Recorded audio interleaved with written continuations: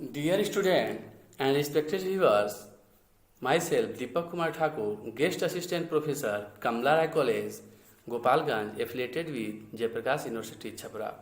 प्रिय विद्यार्थियों, आज हम लोग बीए पार्ट 1 हिस्ट्री सब्सिडरी के लिए जिस प्रकरण पर चर्चा करेंगे वह है विजयनगर साम्राज्य की प्रशासनिक व्यवस्था। तो आइए प्रकरण को शुरू करते हैं। विजयनगर साम्राज्य की प्रशासनिक व्यवस्था प्राचीन भारतीय जो परंपरा थी उसके सप्तांग विचारधारा पर ही आधारित थी। फिर हम देखते हैं कि विजयनगर जो प्रशासन है वह निरंकुश राजतंत्र पर आधारित थी और यह एक केंद्रीकरण की प्रवृत्ति लिए हुए थी। राजतंत्र सिद्धांत वंशानुगत होता था, लेकिन व्यवहार में हम देखते हैं कि संगम वंश, सालू वंश, तुलु वंश, अरविंदु वंश इत्यादि कई राजवंशों का यहाँ इस पे प्रभुत्व हमें देखने को मिलता है। राजा शासन का केंद्र बिंदु था, वही राज्य की न्यायपालिका थी, कार्यपालिका थी और व्यवस्थापिका थी, सभी का जो केंद्र बिंदु था, सभी की शक्ति थी वह राजा में समाहित थी। राजा ही सैनिक और असैनिक जो दोनों प्रशासन है उसका प्रमुख प्रधान था। हम एक यहाँ जो विजयनगर के शासन व्यवस्था है इसमें हम देखते हैं कि संयुक्त शासन परंपरा का निर्वाह किया गया, क्योंकि हरिहर बुक्का इत्यादि जो शासकों का हम क्रम देखते हैं वो संयुक्त रूप से शासन किए। फिर एक जो केंद्रीय प्रशासन की विशेषता थी, हम देखते हैं कि राजा के बाद युवराज का पद बहुत ही महत्व का था और राजा अपने जीवन काल में ही युवराजों की नियुक्ति कर देता था। युवराजों का अब राज्याभिषेक होता था जिसे पट्टाभिषेकम कहा जाता था। और एक अन्य विशेषता हम देखते हैं कि केंद्रीय प्रशासन में राजा का चयन कुछ मंत्री इत्यादि के द्वारा करने का एक प्रसंग मिलता है। कृष्णदेव राय का मंत्री तिम्म था, वह कृष्णदेव राय के चयन में महत्वपूर्ण भूमिका निभाया था। इसी तरह हम देखते हैं कि सदाशिव राय के चयन में राम राय की भूमिका स्वीकार की जाती है। इस तरह विजयनगर के जो शासक हैं एक सुदृढ़ केंद्रीय प्रशासनिक व्यवस्था का निर्माण करते हैं। राजा के सहयोग हेतु 3 विभाग थे। एक था राज परिषद, इसके जो सदस्य थे इसमें प्रांतपति, अधीनस्थ सामंत, नायक और व्यापारिक निगमों के प्रतिनिधि शामिल हुआ करते थे। यह एक सलाहकारी संस्था थी जो राजा को सलाह देती थी। इसकी सलाह को मानने के लिए राजा बाध्य नहीं था। फिर जो दूसरा विभाग देखते हैं वह मंत्री परिषद था। मंत्री परिषद का जो प्रधान था, प्रमुख था, उसे प्रधानी या महाप्रधानी कहा जाता था। यह संभवतः जो मराठा के पेशवा का जो पद था उसी के समकक्ष ठहरता है। मंत्री परिषद का अध्यक्ष प्रधानी भी हो सकता था, लेकिन इसके लिए एक अलग जो अध्यक्ष की व्यवस्था थी जिसे सभा नायक कहा जाता था। इस मंत्रिपरिषद के जो सदस्य प्रधानमंत्री, उप मंत्री, विभागों के अध्यक्ष, राजा के कुछ निकट संबंधी हुआ करते थे।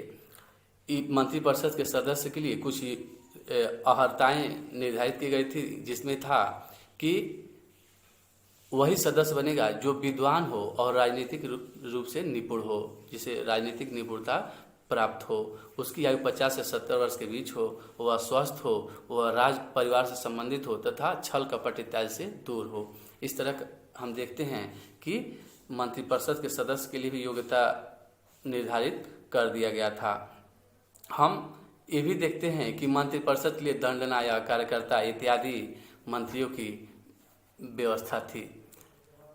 फिर एक अन्य जो विभाग था वह था केंद्रीय सचिवालय। केंद्रीय सचिवालय जो इस समय के प्रशासन का केंद्र बिंदु था। केंद्रीय सचिवालय का वर्णन दीवान खाना नाम से जो फारस का राजदूत था अब्दुल रज्जाक, उसने इसका दीवान खाना नाम से वर्णन किया है और वह कहता था कि 40 स्तंभों वाला एक भवन हुआ करता था और इसकी विशेषताओं का वह वर्णन करता है। इस सचिवालय में विभिन्न प्रकार के विभाग बटे हुए थे। जो कुछ प्रमुख विभागों की अगर हम चर्चा करें तो माननीय प्रधान या गृह मंत्री होता था, रायसम यह राजा के मौखिक आदेशों को लिखता था। फिर कर्णिकम यह लेखाधिकारी था। तो मुद्राकर्ता यह मुद्रा व्यवस्था का देखरेख करने वाला अधिकारी था। सर्वनायक यह मुख्य सचिव हुआ करता था। इस प्रकार हम देखते हैं कि जो केंद्रीय व्यवस्था है एक सुदृढ़ आधार पे निर्मित हुआ था।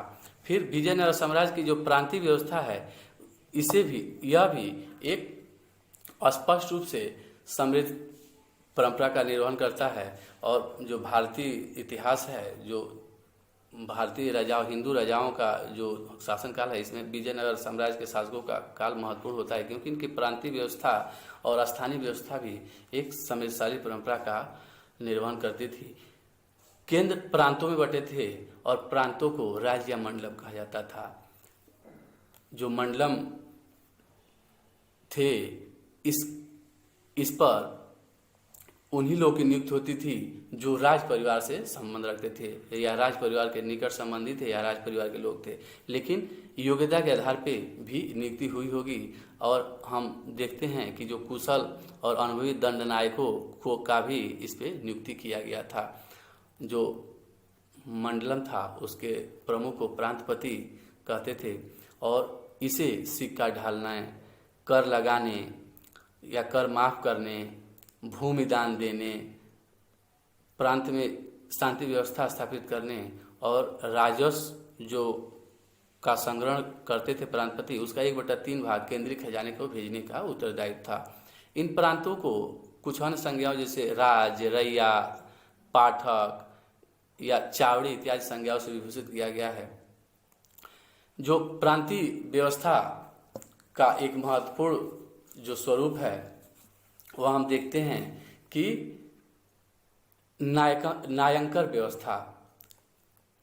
विजयनगर साम्राज्य में सेना नायकों की नियुक्ति की गई थी और इन नायकों को वेतन के रूप में भूखंड आवंटित किया गया था जिसे अमरम कहा जाता था। और अमरम का जो मालिक होता था उसी अमरम नामक भूमि का जो मालिक होता था उसी को अमर नायक कहा जाता था। और इन्हीं अमर नायकों से नायंकार व्यवस्था निर्मित होती है।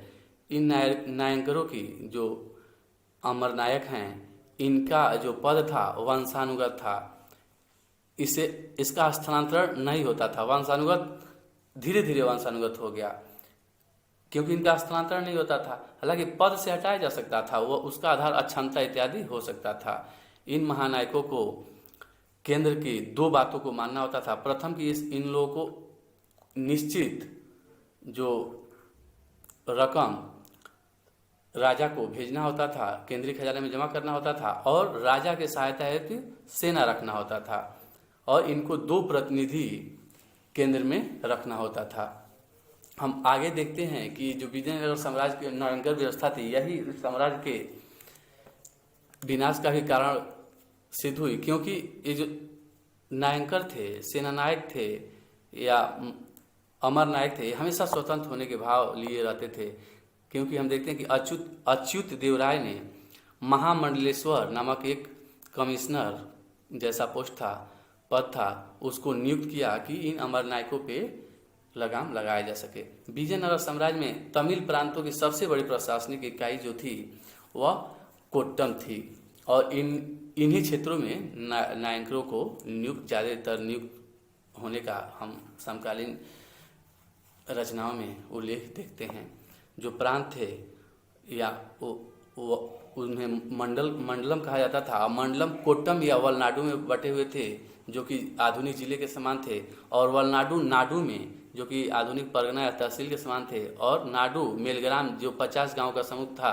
इसी तरह कुछ 20 या 25 गांव का जो समूह था उसको स्थल या सीमा कहा जाता था और जो प्रशासन की सबसे छोटी इकाई थी वह उर या ग्राम थी।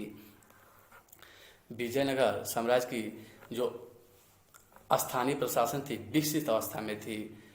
इसमें हम देखते हैं कि नाडु में नातत्वर नामक जो मुखिया था वह नियुक्त था और यह लोग विजयनगर के जो शासक हैं इन लोगों के समय में सभाओं में या नाडू में समितियां कार्य करती थी और ये समितियां गांव की या नाडू की सभी प्रकार की व्यवस्थाओं का देखरेख करती थी। जो भी संपत्ति था, भूमि था, उनको अगर खरीदा बेचा जाए इसके लिए इन लोगों की सहमति आवश्यक थी। कोई भी अनुदान देना होता था तो इनकी सहमति आवश्यक थी। और ये लोग जो थे कि इन लोगों के जो कर राजस्व वसूली होता था उसमें भी इन लोगों के महत्वपूर्ण भूमिका होती थी, तभी वहाँ का राजस्व कलेक्ट हो सकता था। इस प्रकार देखते हैं कि ग्राम और जो नाडू है, सभा या नाडू, उनकी सारी तरह की जो प्रशासनिक व्यवस्थाओं का काम, शांति व्यवस्था हो या कर वसूलने का कार्य हो, यही लोग किया करते थे। फिर हम देखते हैं कि जो स्थानीय स्वशासन है उसकी एक महत्वपूर्ण विशेषता आयंगर व्यवस्था थी। ये आयंगर व्यवस्था केंद्र द्वारा 12 अधिकारियों की नियुक्ति की जाती थी ग्रामों में। इसी को ही आयंगर व्यवस्था का नाम दिया जाता है। इसमें केंद्र विभिन्न प्रकार के अधिकारियों की नियुक्ति करके और ग्राम प्रशासन पे नियंत्रण स्थापित करता था और जो वहाँ की स्थानीय जो परंपरागत चली आ रही ग्राम सभाएं इत्यादि थी उस पर नियंत्रण स्थापित कर दिया था। इसके प्रमुख जो अधिकारी थे, कर्णिकम या लेखाकार था, यह क्रय विक्रय जो जमीन होता था उसका लेखा रखता था और जितने आय व्यय होते थे उसका लेखा रखता था। तलर था, यह चौकीदार, गांव का चौकीदार हुआ करता था। बंगार निरीक्षक बलपूर्वक श्रम लेने वाला अधिकारी था। जो निक्कर था, यह जल आपूर्ति और सिंचाई व्यवस्था का प्रमुख अधिकारी था। ठीक इसी तरह हम एक महानायकाचार्य नामक अधिकारी की उपस्थिति देखते हैं कि जो केंद्र द्वारा सीधे इस क्षेत्र जो सभी अधिकारी हैं या ग्राम सभा हैं उस पर नियंत्रण स्थापित करने वाला प्रमुख अधिकारी था। इन आयंगर व्यवस्था में जो 12 अधिकारी थे, इनके वेतन इत्यादि के रूप में लगान या कर मुक्त भूमि दी जाती थी। जो भी गांव की संपत्ति थे उसका अगर हस्तांतरण करना हो, खरीदना हो, बेचना हो या अनुदान देना हो तो इन अधिकारियों की भी अनुमति आवश्यक होती थी।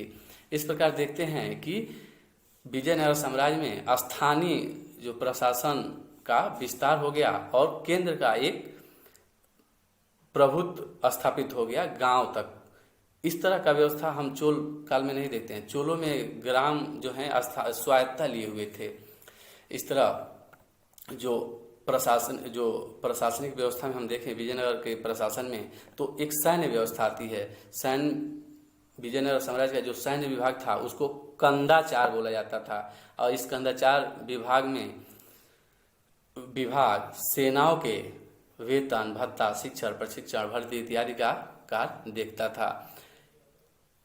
विजयनगर साम्राज्य में पदाती, हस्ती सेना, अश्वारोही सेना और तोपखाना सेना हमें देखने को मिलता है। जो न्याय व्यवस्था थी बहुत ही उत्तम थी और राजा प्रमुख न्यायाधिकारी था, लेकिन जो मुख्य न्यायाधीश था उसे प्रधानी बोला जाता था। राज्य में राज्यपाल न्याय का काम करता था। गांव में ग्राम सभा, मंदिर या वृद्धों की सभा न्याय का कार्य करती थी।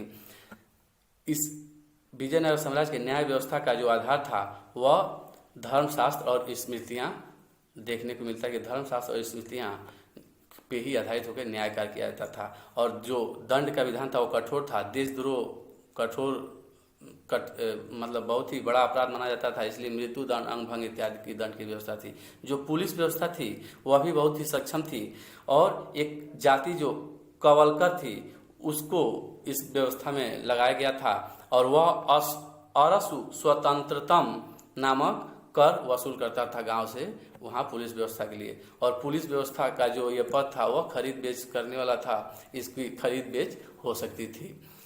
जो आयंगर व्यवस्था है जो स्थानीय प्रशासन का, अगर उसका एक और विशेषता हम वो देखते हैं कि केंद्रीकरण का तत्व तो था, लेकिन जो नायंगर व्यवस्था हम अगर देखें तो उसमें जो नायक है वह स्वच्छंदता का भाव लिए हुए थे और ये विजयनगर साम्राज्य के लिए बहुत ही कठिनाई का कारण बन गए थे।